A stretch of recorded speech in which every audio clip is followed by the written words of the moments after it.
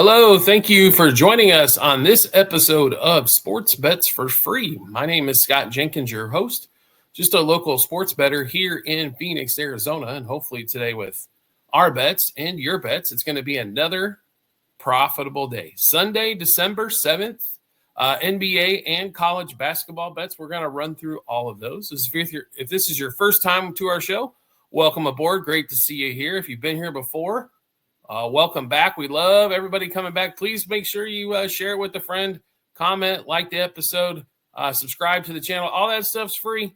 We just love to see you come back and check everything out. Also, all of our episodes on YouTube are sponsored by Outlier, the world's #1 sports betting app. If you want to try it out, 7-day free trial.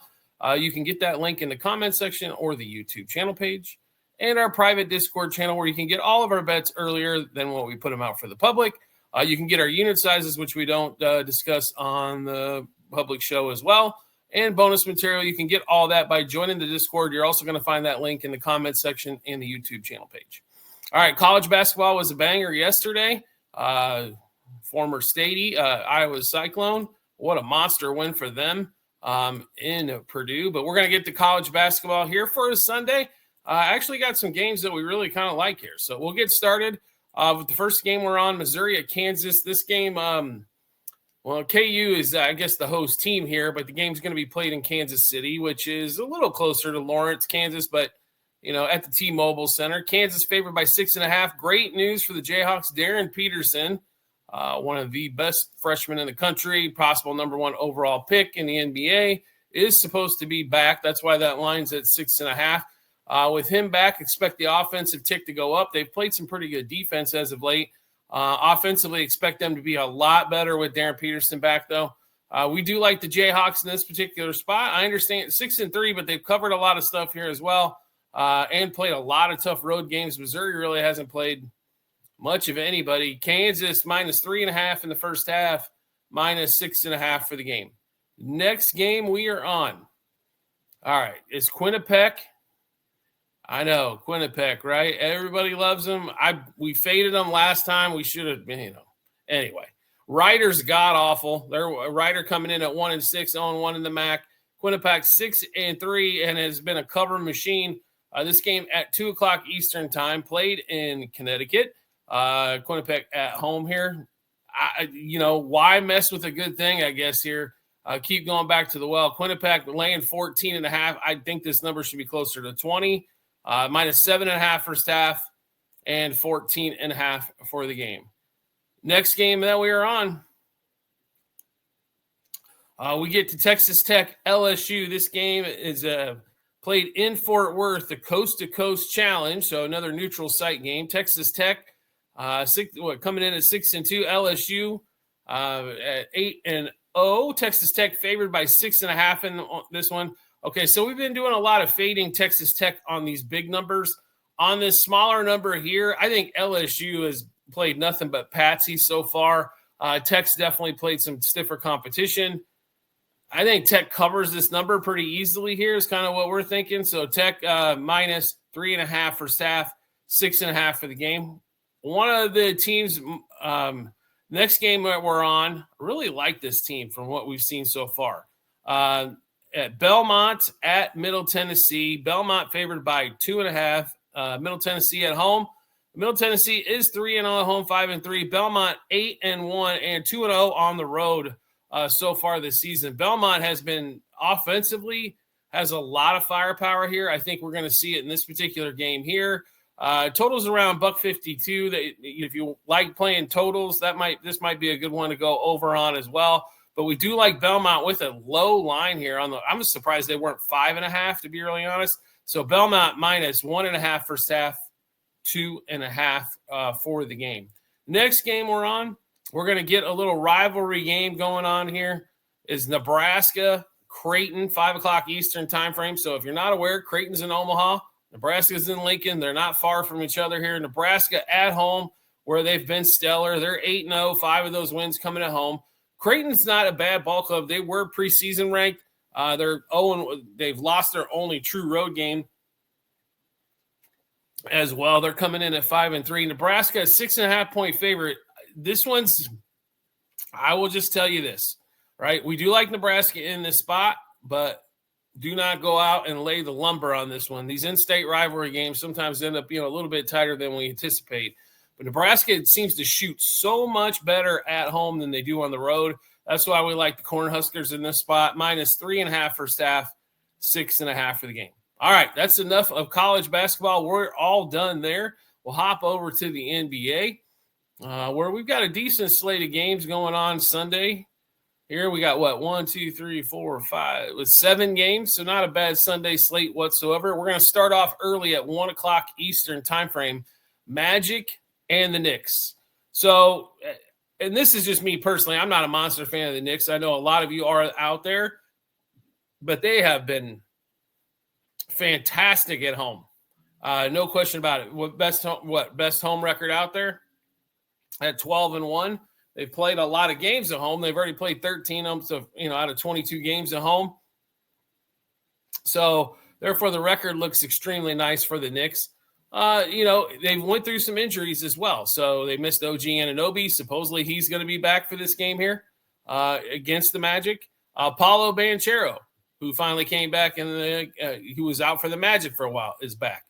Karl Anthony Towns game time decision. Landry Shamet still out. The Shamet thing's not that big of a deal. He's more of a I don't know. He should be your 12th guy on the 11th, 12th guy off the bench to be really on it, or 11th, 12th guy on the roster or lower.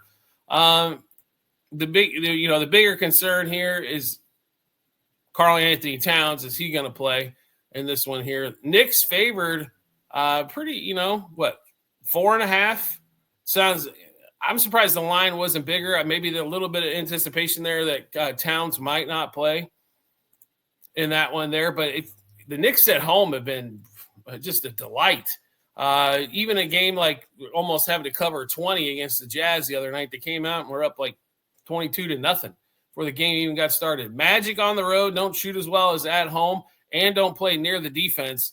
And they're trying to get Paolo worked back in. So the player props are kind of all over the place a little bit, because you're not sure what we're going to deal with Towns. And then Paolo coming back has kind of interrupted what was going on for the Magic for several weeks.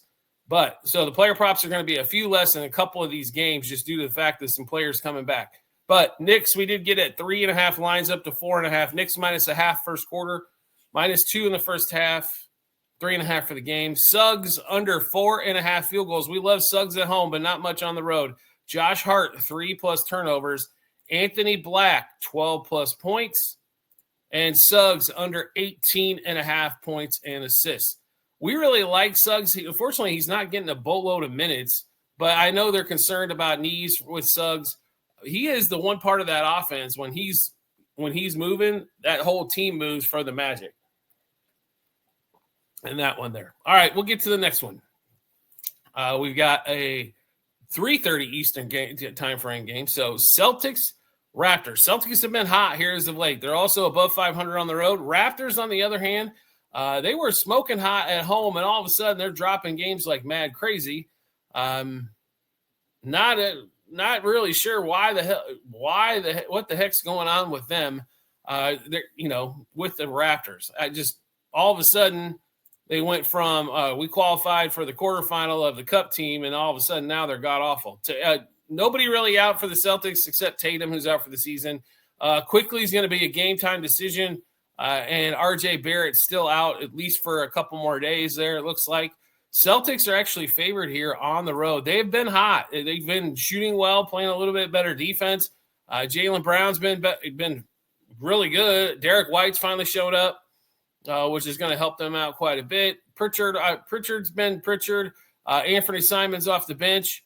He's still a little inconsistent, but he can light it up. If he gets hot from three land, it is hard to keep up with him. We do like the Celtics in this spot. Like I said, they've been hot. -0.5 first quarter, -1.5 first half, 2.5 for the game. Jake Podol under 9.5 rebounds. The man is a 9-rebound machine per game. Derek White, 27+ par. That's points, assists, rebounds combined. Anthony Simons, 12+ points. Derek White, 6+ field goals. Brandon Ingram, who struggled, he's gotten rebounds lately, but not scoring as much, under 33.5 par. Queta under 20.5 par. When his number gets up to 20 again for the par bet, just go ahead and play it on that one there. Barnes 3 plus his chance of injury seems to be like extremely high every game. Like he's always got some bump bruise or something he's getting yanked for. Barnes, who's turning the ball over at an alarming rate, 3+ turnovers, and it was plus money over at Hard Rock. Derek White, 3+ threes.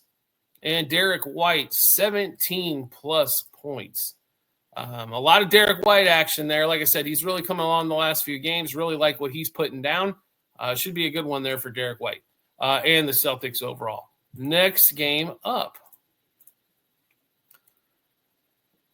We get to the 6 o'clock Eastern time frame games.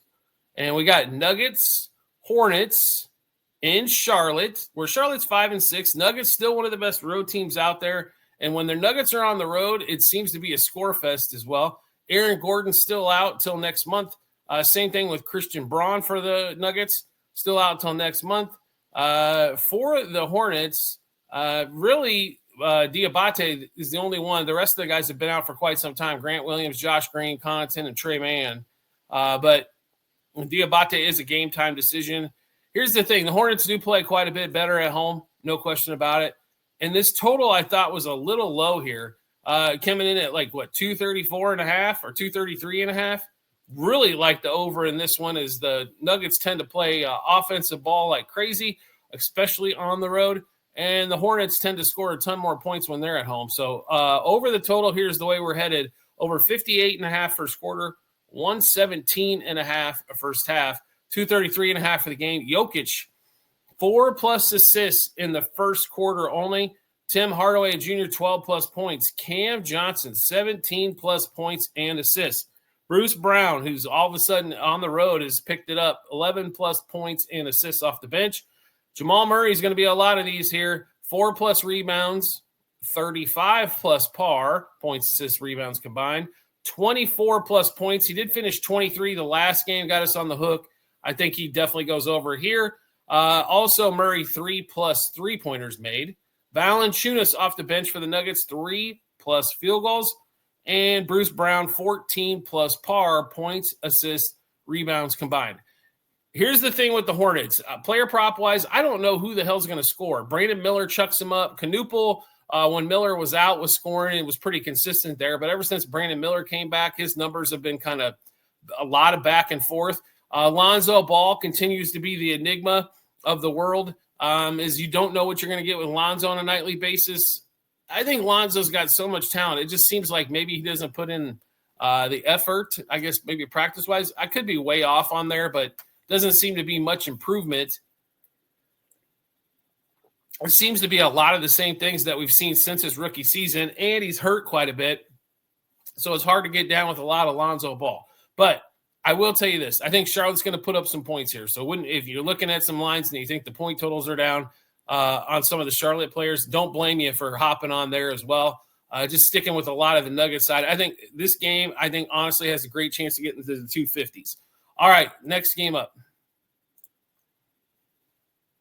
As we got the itchiest nose on earth at the moment. 6 o'clock Eastern time frame as well. Blazers at the Grizzlies. Grizzlies, 10-13, 5-6 at home, and Blazers 9-14, 6-8. Denny Avita, if you haven't watched him play, do yourself a favor, watch the man play basketball. It's pretty impressive. He's been fantastic for the Blazers all season long. Injury report-wise, we've got Klingen's game-time decision. Drew Holiday's still out. Thibault's still out. Scoot's still out, and Blake Wesley's still out for the Blazers. We get over to the Grizzlies side. Scottie Pippen's still out. Brandon Clark's still out. Ty Jerome's still out. Javon Small still out. John Morant is going to be a game-time decision here in this game. I don't know if Ja's going to play or not. From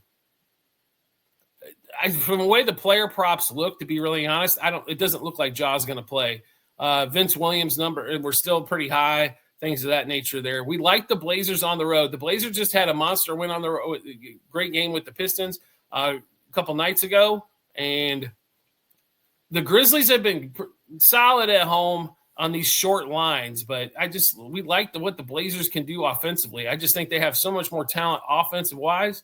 if they can play a little bit of defense, I think they've got the victory here. So we're going to get Blazers money line first quarter, first half, and game.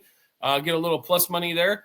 Zach Edey under 5.5 field goals made for the Grizzlies. Cam Spencer, he's been a nice little nugget there for the Grizzlies so far this season. 18 plus par points, assists, rebounds combined.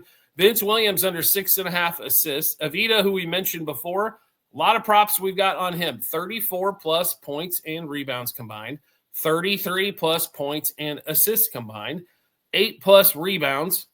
26 plus points and 41 plus par points, assists, rebounds combined. So we've got one, two, three. We've got 5 Avita bets in this game. Jeremiah Grant's been lighting it up from 3 here as of late. So Jeremiah Grant, 3 plus 3-pointers made. Cam Spencer, 2 plus 3-pointers made. I will tell you this, that thing is getting real juicy. And another Vince Williams under 17.5 points and assists. Just Vince Williams not looking to really score, and his assist numbers haven't been terrific as of late either. Next game up, Warriors and the Bulls. So the Warriors, with the MASH unit out there, Steph Curry, still out. Warriors back to 500 at 12-12. The Bulls 9-13 and have been in a sinking ship as of late. They cannot get out of their own way. In this game, injury report-wise, Melton's a game-time decision, Al Horford, game-time decision, Draymond, game-time, Jimmy Butler, and Seth Curry, all game-time decisions for the Warriors. We got a bunch of game times over on the Bulls side as well. Zach Collins, Patrick Williams, Jalen Smith, Isaac Okoro, and Dalen Terry, all game-time decisions. So we've got, 10 game-time decisions in this particular game here. Warriors favored by 1.5, total at 227.5. And to be really honest here, the only thing the Warriors do not play high-scoring games. The Bulls like to get this thing going. The Warriors tend to dictate tempo, especially on teams that are not as talented as they are. And we like the Bulls at the start of the season, but the way they've been as of lately, they are, like I said, sinking ship right now. They cannot score. They cannot score against teams that are bad defensively as well. And the Warriors are definitely not bad defensively. So Warriors, Bulls under 58.5 first quarter, 117.5 first half, 227.5 for the game. Will Rashard for the Warriors under 8.5 points and 1 plus turnover. Buzelis under 1.5 threes for the Bulls. Giddey under 40.5 par, as he has not been too interested in scoring too much as of late. Vucevic for the Bulls, 2 plus turnovers. Not a bunch of player props in that particular game. It's because we got 10 guys that are game time decisions.